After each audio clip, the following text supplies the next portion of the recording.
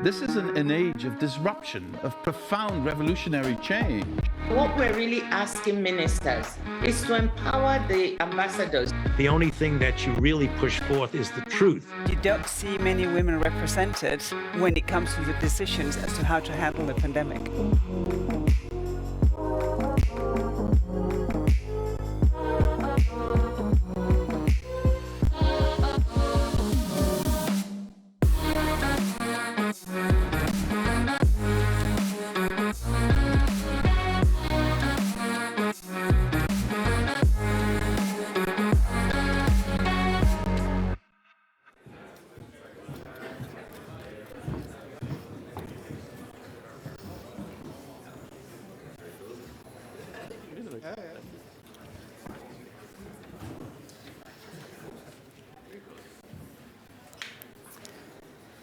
Good afternoon and welcome to those in the room and also those tuning in remotely to Politico Sustainable Future Week. I'm Hanne Kokelare, and for these past years I've covered mobility for Politico.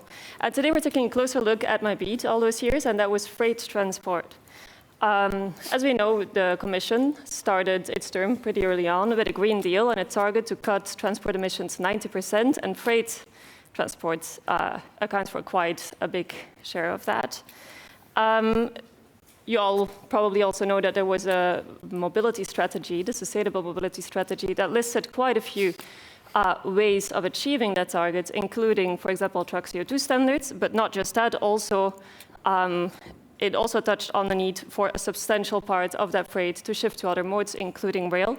And it set a target, which Belgium's mobility minister, Georges Gequinet, already touched upon, to double the share of rail freight by 2050. We're nearing the end of the Commission's mandate now, and quite a few of those proposals have been delivered, if some a little bit belatedly. And to name just a few, truck CO2 standards, of course, is being legislated. There is a vote coming up. The greening freight package was presented in July, and then with some delay, the combined transports proposal last week. And previously, of course, others have come, including alternative fuels, infrastructure regulation, Eurovignette, just to name two. So really, there's no time like the present to assess what that all adds up to. Has the EU realized its early-term hopes of cutting transport emissions, and particularly freight transport emissions? Or has it really dropped the ball? So before I present to you our panel, I want to remind you that, of course, we want the audience to interact as much as possible. And you can do that either by tweeting or using your platform of choice and using that hashtag right here to my left, or asking questions through Swapcard platform. You're very, very much encouraged to do so. So now, without further ado, I'm happy to introduce my panel. So here to my left is Andreas Machner, who is the Vice President for Sustainable Operations of Amazon. To his left, William Tots, Executive Director of Transport and Environment. And we have Daniel Mess, the Member of Cabinet of European Commissioner for Climate, Wopke Hoekstra, in charge of transport. Now, to kick the debate off, I would like to ask all of you the same question, a really brief yes or no question, really.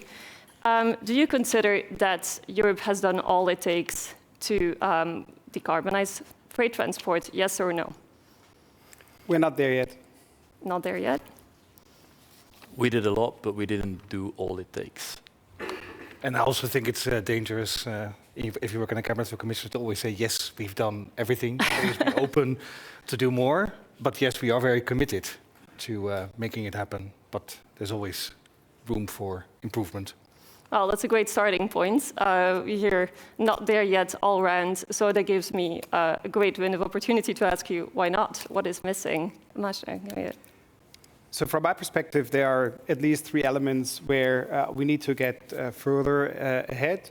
The first piece is we need to get to a further harmonization of the operating environment, which we see on the daily basis. We are not at that level yet. The second piece is we need to make sure that we are not afraid of learning fast, which also means we need to be ready to fail fast and not being afraid of being on a learning journey where the destination is not entirely clear. And the third piece is we need to make sure that the various elements that are needed for this very fast transition we want to achieve are in place. And we have many things that are pushed individually. It might be on some of the energy supply sides, or then on the vehicle side or the modality side. But it tends to be always isolated, and only if they match, we are actually able to scale much faster. William, do you agree? I think on transport we made a lot of progress in the last years. I think transport was and has been for a long time the problem child of the energy transition, the place where progress was slowest. Transport became the largest source of emissions and is on track to remain the largest source of emissions for a long time. And I think this Commission has done more than its predecessors on the cars, on the vans, on the truck CO2, the vote next week, binding requirements on infrastructure. There's a whole list of things that have been done, carbon pricing, the way Sanne mentions combined transport. So there has been a lot of activity, and I think we are grateful for that. Now the challenge is to actually deliver all those ambitions, and there I actually agree with some of the previous speakers on the previous panel. But if you look at it purely from a climate perspective, reducing emissions from new trucks by 90% by 2040 is not going to get you to net zero in 2050. So we will have to consolidate and deliver, and then we'll have to find ways to accelerate. I'm glad you raised that, because that was the next subject that I wanted to raise, the truck CO2 standards vote, because it's happening pretty soon in Parliament. Parliament looks set to agree on a position that is actually quite close to the Commission's initial proposal, and also to Council's position as just as regards the broader targets. You're saying that's not enough. I think it's just simple mathematics. Trucks stay on the road for 10, 15 years. If you have a 90% reduction goal by 2040, you will not be carbon neutral by 2050, and that is our goal. And we do not only need to be carbon neutral by 2050, we actually need to be reducing our emissions very fast right now, on a regular basis in the next years. And I think what the Commission is doing is they're setting long-term targets, and that gives investment certainty, gives everybody a bit of time to adapt, and that is understandable and is good, but it doesn't give us the pace and the scale that we need to actually hit our climate goals. So that's where we need to do more. That being said, I think on the truck CO2 standards, if we get the Commission proposal adopted, we would like to see more, but if we get that adopted, it will be a big step forward. Right. Daniel, he mentions the Commission's trajectory as being slightly too slow. Where did the Commission come from, and how does that tally with the targets of decarbonizing freight coming towards the end of the mandate? Yeah, it also gives me a bit of an opportunity, if I may, to also put it a bit into the broader context of the trucks versus the other modes of transport that we're talking about, because the freight system also includes the air, the rail, the inland waterways, and the short sea shipping. I think, and then I'm come to the trucks, I think that what this Commission did well in terms of setting its political ambitions is, everybody who was walking around the European transport policy for longer than I have knew that we were always traditionally saying we set really political targets to shift X% of the traffic from the road to rail and inland waterways. That we did a bit differently at the start of this mandate, because, to be honest, I think that the world and technology has become too complex to really start talking about, we really want to work towards making sure that 30% or so by that year goes over rail and inland waterways. I think that what we've done is a bit more realistic, really looking at this asymmetric challenge. On the one hand, we have these modes like the road, where they're very customer friendly, very flexible, but they need to decarbonize. And on the other hand, we have rail that is largely decarbonized, but really needs to work on its punctuality and doing the right thing for the consumer. So we moved away towards more targets. Let's see how we can make rail so attractive that traffic grows by half by 2030 and grows by doubling by 2050. And I think that that mindset change was important.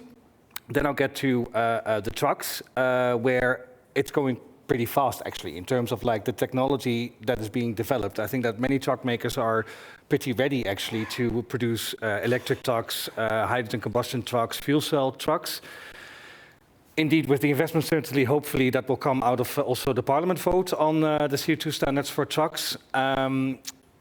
The 90% target, and William also knows this, there is just a segment of trucks where it's just difficult to imagine that you do it on a battery or on hydrogen or on a fuel cell. If you have a very steep mountain to climb on the very cold temperatures, it's currently very difficult to see for special uses also that can be electric or fuel cell. So that's why we have indeed this margin towards 2040, so that a lot still happens towards that in zero-emission mobility, and that makes it then also more affordable for operators that need to work with these trucks.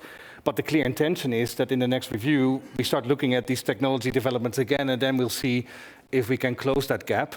Now, in order to also make sure that, for instance, rail punches a bit more above its weight and is a bit more attractive, there we've done, of course, quite a lot in investments in the railway infrastructure. We've made new proposals to really make using a truck in combination with a train more attractive, the Combined Transport Directive. We can also talk about that in more detail.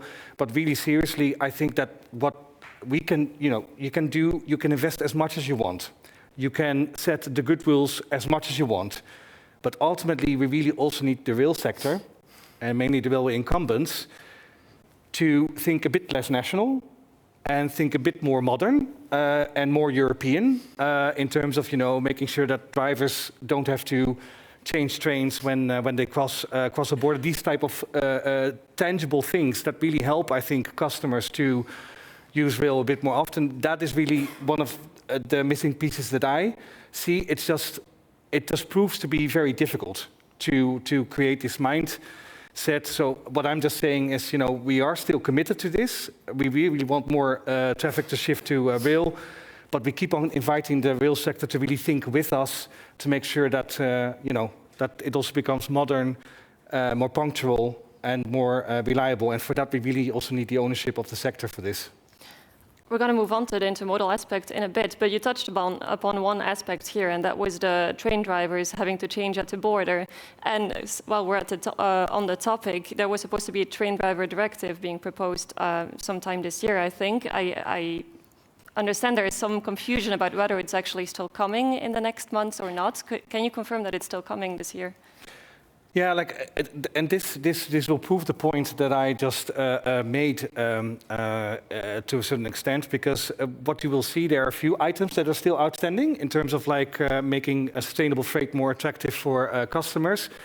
And again, what you might see is that the roadworthiness package, which is really about preparing all the technical checks of a truck over its lifetime to prepare for the zero-emission trucks that we will see, for automated driving that we see emerging, measuring the CO2 emissions over the lifetime.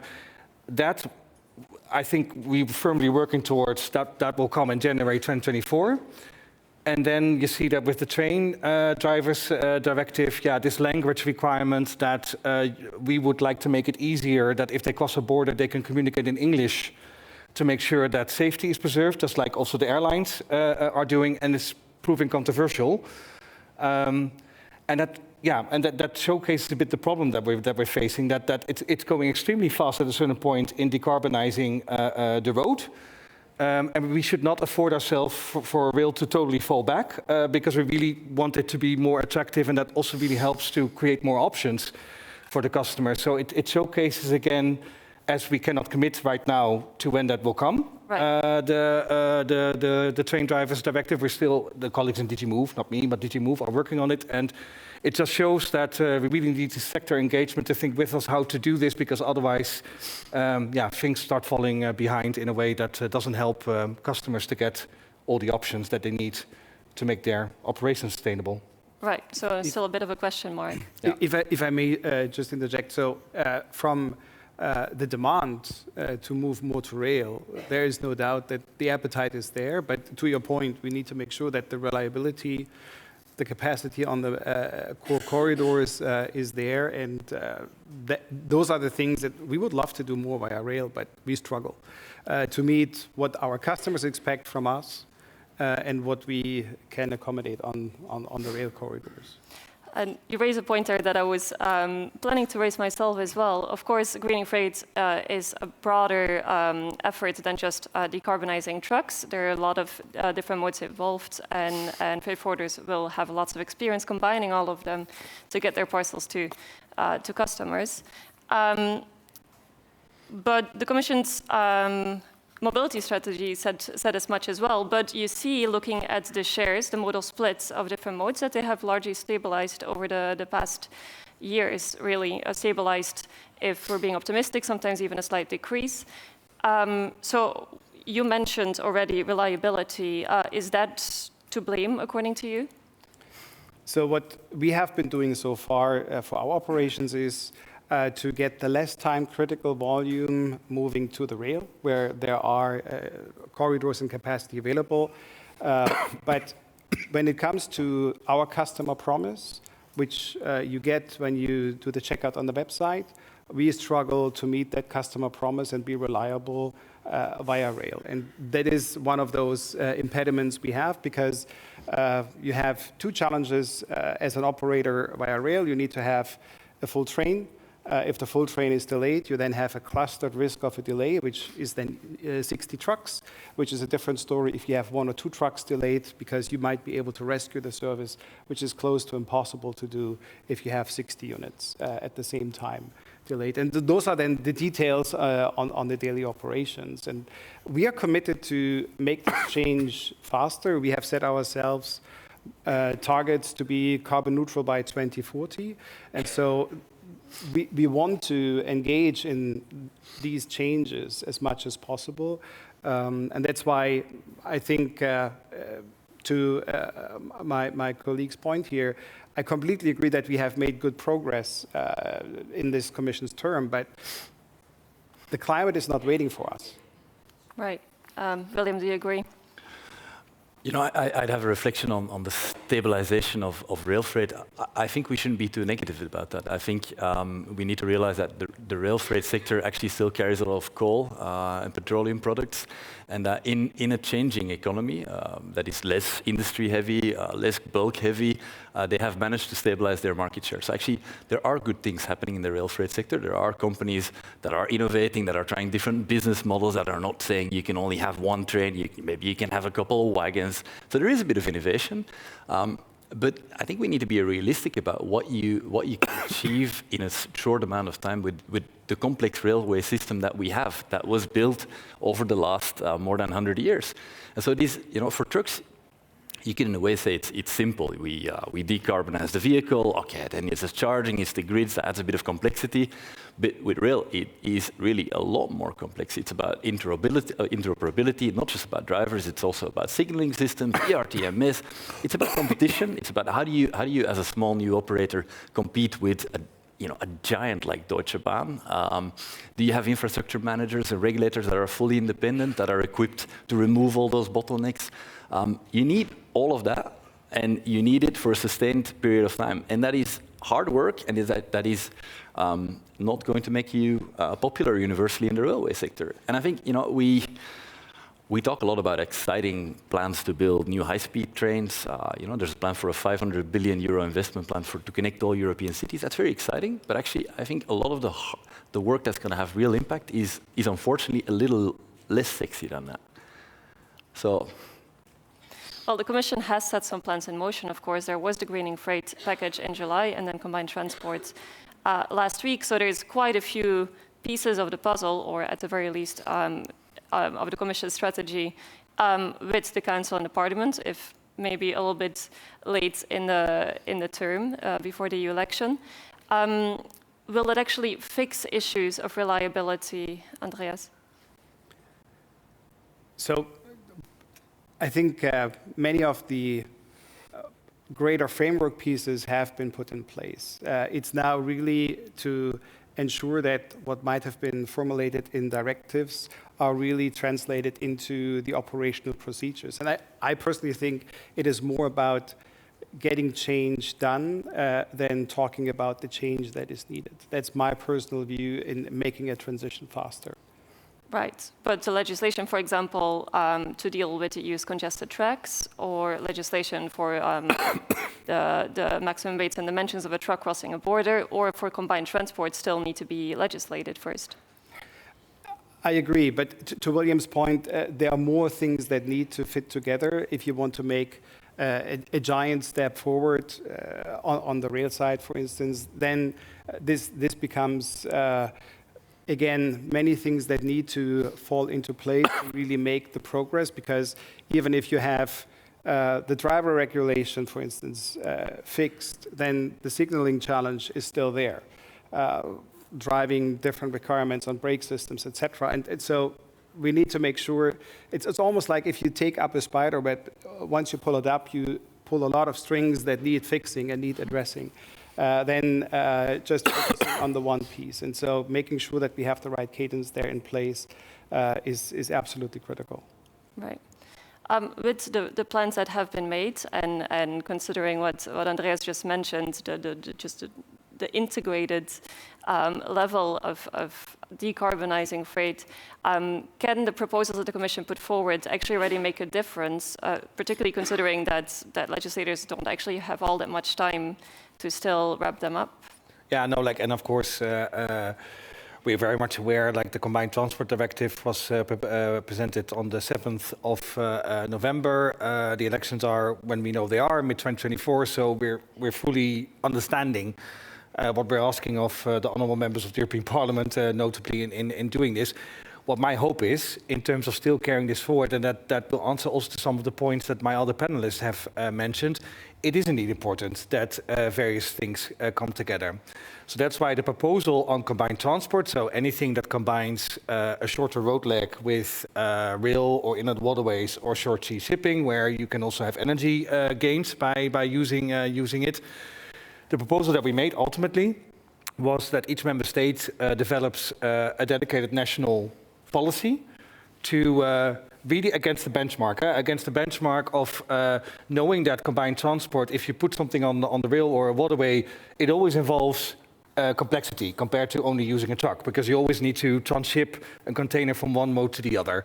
So there's always this competitiveness gap between us. So we've proposed that the benchmark for these national policies is, member states, please try to work in the next 7 years to make sure that that competitiveness gap decreases by 10%. And that our impact analysis shows can really make a difference in making it more attractive. And that allows you to also bring more things together. Because in this country where we all are right now, in Flanders, there's, for instance, the policy that companies that go to, companies get an incentive to go to a business park, so to group together next to a waterway.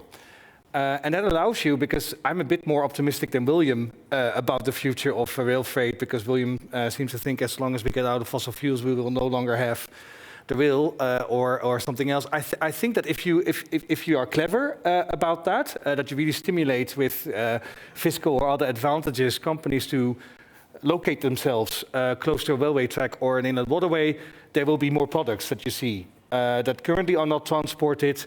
You will see them transported over rail or inland waterway. I know of a company, a big one, where actually car glass, well, I'm also revealing the name of the company now, by the way, but okay. So car glass being moved by inland waterways, so on a barge. And I could not have imagined that a few years ago, but it is because they're located next to it. So this proposal, by having this clear benchmark, what the national policies should achieve to make this more attractive to use this combined transport, hopefully would go a long way in growing that traffic over these other transport means.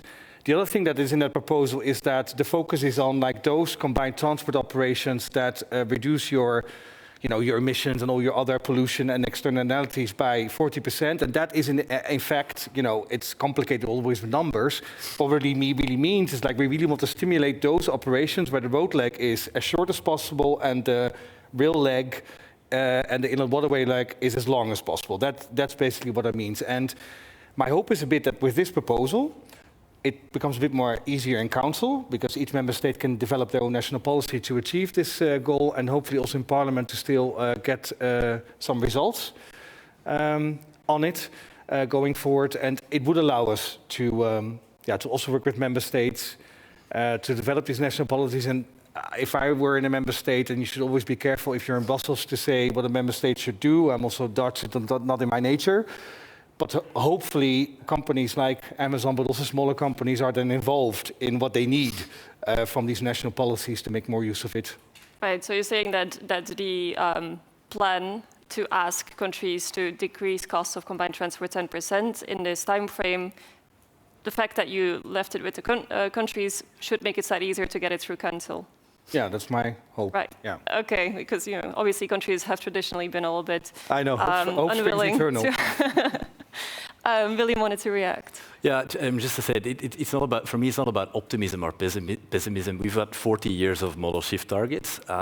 We don't have them anymore. No, well, I don't know whether that's progress or not. I think it was actually good to have goals.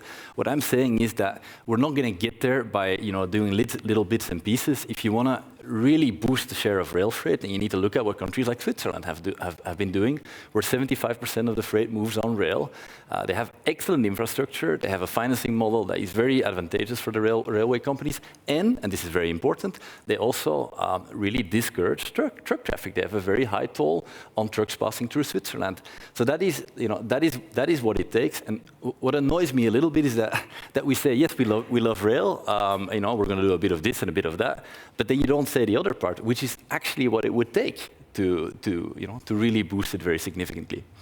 Yeah, but like as William knows very well, there will be a carbon price incoming for the use of fuels in trucks. There is, what is also on the way is the road tolls that will be varied according to the performance, the environmental performance of the truck. So again, lots of things are moving in that wonderful Swiss direction, also in Europe. And again, I think it's indeed important to be realistic, not pessimistic about that you can do more on these transport by making them more attractive, but you also need to be realistic. And I of course also heard the complaint a lot.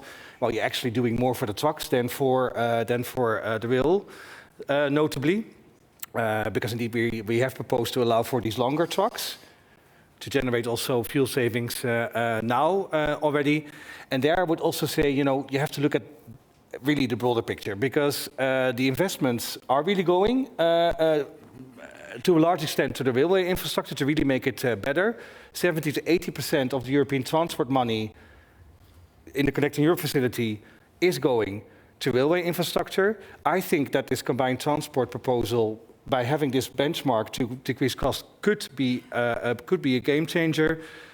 But we also need to be aware that at the same time, when you talk about a level playing field, we are asking also people that use the road transport to make a massive transition towards emission trucks. And they are more expensive right now, and they have a cost gap right now.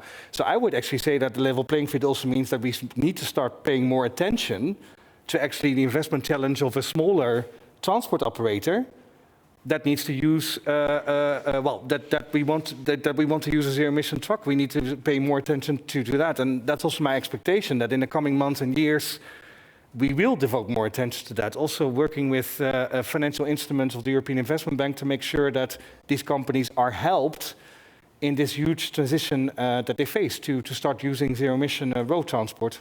There's a lot to unpack there, but let me just quickly go back to the combined transport element and the debate about, on the one hand side, decreasing the cost for combined transport and rail specifically as the longest leg in that trip, and also on the other side, the tolling or through ETS, increasing the cost for road transport. Is that what it takes to incentivize more transport by rail? So as I said before, a core piece, at least from the user perspective, is the reliability part. So we have freight corridors we're using today where this is less of a cost challenge, but really the reliability challenge. If, for good reasons, the European rail network prioritizes passenger trains, which means if you are on a freight train with your loads, it can easily be delayed by hours or longer. And it's sometimes really those very simple details that matter. Another advantage rail could have, in particular on the long distance piece, is to have an improved speed profile. If that speed gain then is lost compared to the road freight in the terminals to either get on the train or get off the train, of course, is then making it difficult. And it's these things that from a user, from an operator perspective, are today main blockers to actually move more to the train, plus the capacity piece. The major rail freight corridors are pretty full today. So unless you're going to smaller corridors where might not be so many flows, if you go for very big north-south, east-west corridors, there's not much space. So even if you would want to move the majority or doubling what needs to be there, this is a fraction of the road transport piece. So we need to also be careful in terms of what is the share in the overall modality, which doubling rail might reduce road by a few percent. Mm. The Commission has proposed a plan to rethink the priority rules in terms of booking access to rail tracks. Is that not going to make a big difference in terms of tackling those congested tracks then? So honestly, that is not necessarily my level of expertise, because that's then really the track operators part and how they are allocating slots, etc. But if I look at the rail freight providers we are interacting with, it is not easy, in particular for pan-European flows, which are the long-distance flows, to actually get clarity there. You typically need to book at least for a year, and you need to commit a full train to actually have clarity on what you can achieve, which then is a chicken or egg dilemma, because unless you have then all of the users lined up, you might really run a big deficit, and then the service is simply too risky to provide for the operator. And those are the challenges we need to get to. Yeah, but of course, we all recognize that plea that companies are making, that reliability is really important. You know, like for a smaller company, I think that the cost is still also a thing.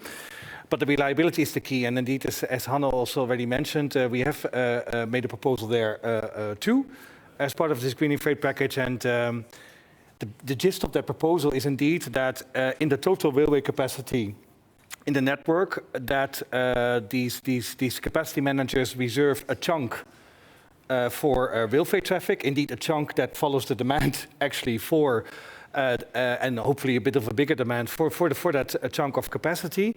That is then sort of reserved, can also be booked a bit more flexibly, because indeed the problem is now that companies cannot book the capacity at the moment that they actually need to book it.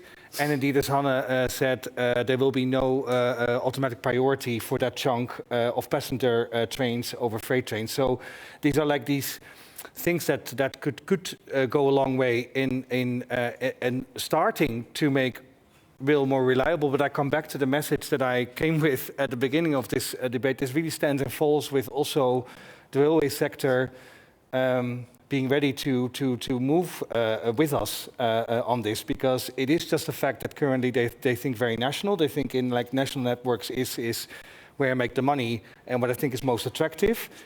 We need to stimulate them to think more European, but they should also then think more European with us to really make this a cross-border thing that is attractive.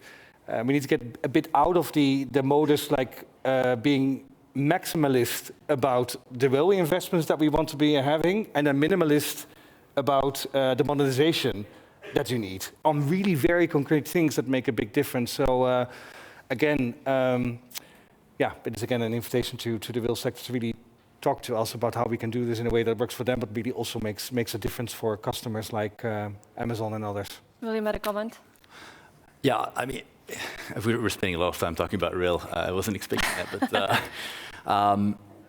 you asked, is this what it takes? I mean, let's be honest. No, it is not what it takes. I mean, what it takes is huge investment, high tolls on truckers, and this sustained over and modernization, and all of this at the same time for a sustained period of time. We're not doing that. We're actually prioritizing something else, and that is decarbonization of trucks. And you know what? That is justified, because 75% of goods are carried by trucks. And actually, the major emissions problem is in the road freight sector. And so it is, I think it is good that we are spending a lot of time trying to fix that problem. And when Daniel says, yeah, it is a huge challenge, there's a cost challenge for small hauliers, and that is that's the biggest chunk of the market. And that's why these CO2 standards are so important, because what they will do is they will require truck makers, with a level playing field, to make investments over a long time horizon, and that will bring the cost down. It gives everybody predictability, the small guys and the huge guys, and then we can start moving. And then we need to support them with investment, with incentives. We need to fix the charging. The grids is going to be a big challenge. I don't think it's an immediate challenge, but as the volume of vehicles increases, that is something you need to look at. I mean, only you need to check what's happening in the Netherlands with grid congestion. So something we need to be concerned about, not immediately, but in the midterm. And I think it is right that we focus on that. Rail is important, but if we double rail, we will indeed only have shifted a few percent, and that is worth it, but it is not the climate game changer we're looking for. No, but that's fine. Yeah, I of course understand that you focus a lot, because you're transport environment, on emission reductions, and that's a big chunk of our work as well. But we do also still have a congestion issue on our roads, and would ideally make sure that the congestion at least doesn't increase, because congestion on the roads, because there are too many vehicles on the roads, literally means loss to the economy, because things are delayed, and any delay comes at a cost. So there's really still an interest, purely for that, to see, how can we practically make sure that these other transport options, we talk a lot about rail, but we also have the inland waterways, and we have short sea shipping. That's still relevant to deal with the congestion problem. I think that, and both of you already mentioned that, we could already, in a few years' time, be happy with the result if at least the projected growth of freight traffic is coming a bit more towards the rail and the inland waterways and the short seas, so that at least the congestion problem doesn't increase. And I think that would already be a good result to achieve. We have become more realistic, as you say, but of course it's not only an emission reduction question, it's also a question of congestion and just making your transport network as efficient as it could be. William, you conveniently brought the topic back to trucks, and there is actually a question in Swapcard specifically on this, and specifically for you. And I apologize in advance, I'm going to really mispronounce your name, but Caroline Tode-Foch asked, would you at Transport and Environment and others advocate for pre-distribution of alternative fuels, hereby understood as reserving or saving the majority of the access for alternative fuels for the hard-to-abate sectors until the supply can keep up with demand? Right, so I think you're referring, I'm just imagining, you're referring to liquid fuels, I imagine? Or? I imagine they do. Okay, so I think it's a question about e-fuels. I guess it's yeah. So yes, that makes a lot of sense. It is, it's currently very, very hard to produce e-fuels or biofuels at scale.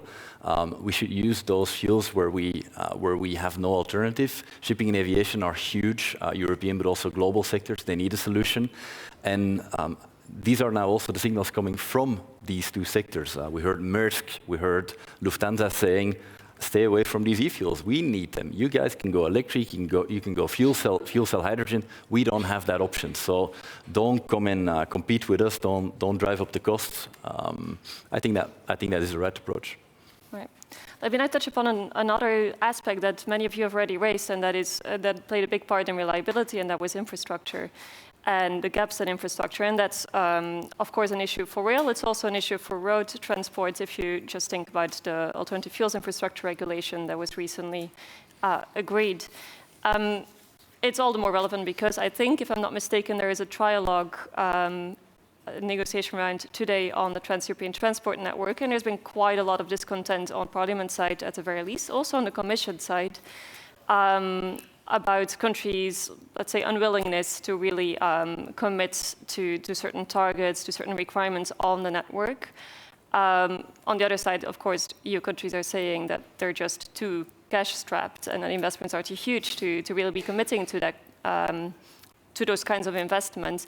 How do you balance the enormous investments that are needed and the worries of your countries that the budget is simply not there, and the need for such a network to run freight trains, or say to recharge electric trucks and hydrogen fuel trucks?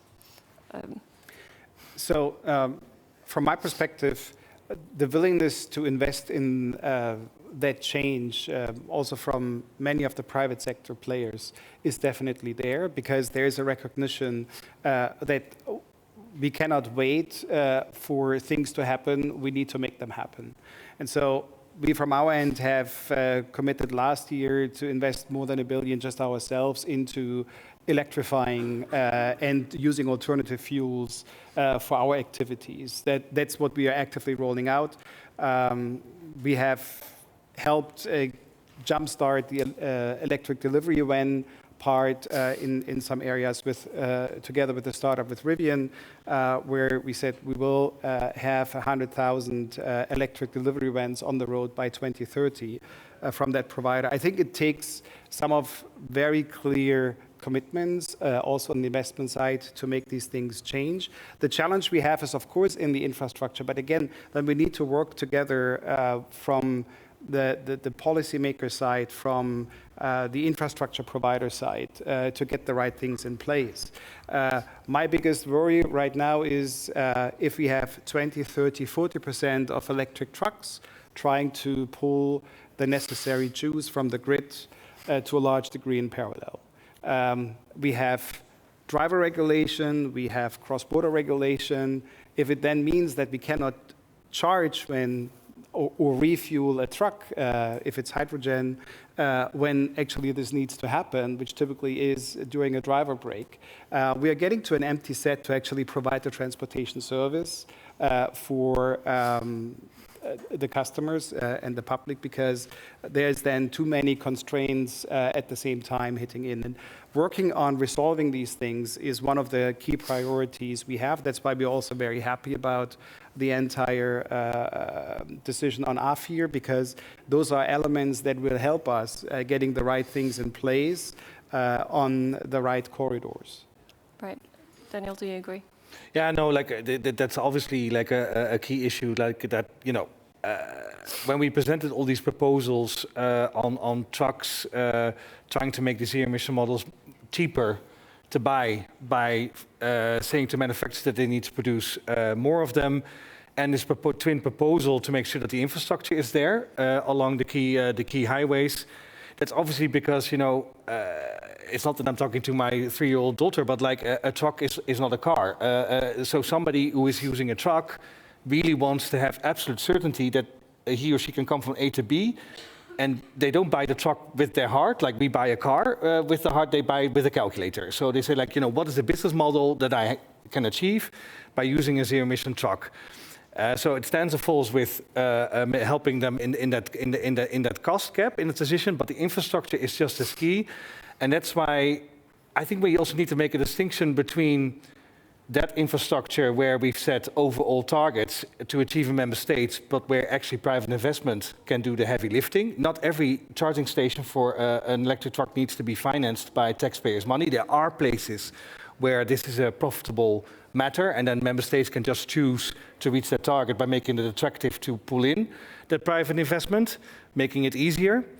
And then you have the question, where do you start in a meaningful way with that infrastructure? And then you come to that question that is in the Trans-European Transport Network trilogue. We propose that you start in these safe and secure parking areas, because there you can tackle multiple problems at the same time, which you have mentioned. You don't have a problem with the resting time of the driver because it's the same place where the driver is resting. So then has the time to actually charge the truck.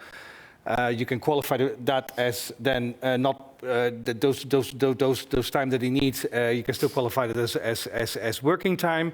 So the idea was that you started these safe and secure parking areas. So we've linked some of these infrastructure targets, charging and refueling of hydrogen. We've linked that to indeed the requirement to have along the key European highways that are part of the key network, to have them at the safe and secure parking areas. And that's where we have a divergence of views between Parliament and Council member states.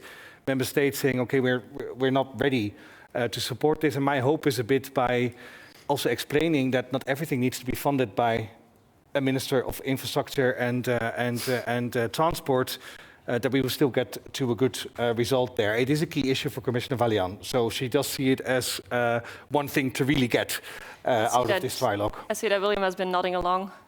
Yeah, I'll just offer a slightly different perspective on infrastructure. If you say that road trade is going to grow by 40 or 50% in the next 30 years, that will require additional infrastructure. I think, as an environmentalist, I'm not in favor of expanding the road infrastructure in Europe. I think we've got a very good road infrastructure network. And if you don't do that, you're not going to have lots more trucks. That's just a basic supply and demand thing in road transport. I think our top priority is not transport infrastructure. Our top priority is energy infrastructure. I think memory is short, but a year ago we were in the midst of a major energy crisis. We still have war on our borders. We have the friends in OPEC who are trying to get the oil price at $100 a barrel constantly. Like, our top priority is renewables, transmission, distribution grids. That's where a lot of the money, a lot of the focus needs to go. And I think that requires a bit of a mind shift also when it will come to new investment plans at European level. Traditionally we say, oh yeah, let's build some rail infrastructure, let's do some roads and bridges, that's good for the economy. Well, that is not the approach we need going forward. Energy infrastructure is more important. I'll say one more thing. AFIR, I think, credit to the people who conceived this. I was recently on a call with Americans who were also talking about CO2 standards for heavy duty, and they were like, we don't have something like AFIR. We need to have AFIR in the United States. I think it's really great that we have created that predictability. And yes, it's a bit of a challenge to get those charging stations up, especially along the highways, but it is a manageable transition. And because we started on time. I realize we're over time, but this exactly makes these safe and secure parking areas interesting spots to look at, because in terms of energy infrastructure, it is easier to put solar panels on a safe and secure parking area, and it is easier to put larger batteries there. So that's why it's interesting to look at these places to start. So lots of pressure on the trilogues then. I'm afraid time is running out for the session, also for the Commission's mandate. So to quickly end, I'm sorry. So to quickly end, I would like to just gauge the one thing you would put on to the to-do list of the next Commission as the one thing that needs to happen to fix all of this. Just in one sentence, please. Andreas? We need to get ready to scale the new solutions and innovate faster. William? We got great goals, we got great regulations. Now we need to build a new economy, and I think that will require huge investment, including at European level. Yeah, I'm going to tag a bit along that. I will be very happy if, towards the next Commission, we've actually built a business case to make this energy transition and this transition to zero-emission mobility, so that by the time we will have difficult reviews of everything that we've put on the table, the business case is so solid that the economy is actually saying, let's go in this direction. So that's my hope for the next Commission, that this business case will be built. Great, well, thank you very much. I hope the next Transport Commissioner was listening. Thanks very much for being here. Thanks for listening. We're gonna vacate the podium now, but don't go anywhere, because my colleague Gabriel Gavin is gonna interview the EU Commissioner for Energy, Kadri Simpson, in a bit. Super.